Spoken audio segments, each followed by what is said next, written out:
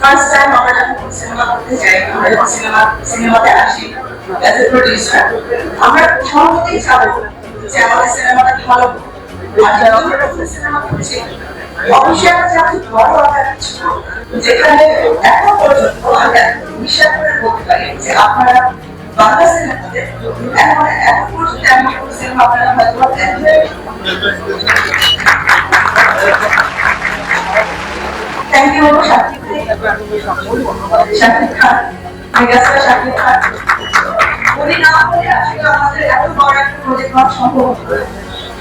শাকিব ভাই এতটা কোঅপারেটিভ, এতটা আমি কি করে বলবো, উনি সবকিছুতে শুটিং থেকে শুরু করে আমাদের সাথে যতটুকু সময় দিয়েছে প্রি প্রোডাকশনের টাইম থেকে এতগুলো মাস উনি আমাদের সাথে কাজ করছেন।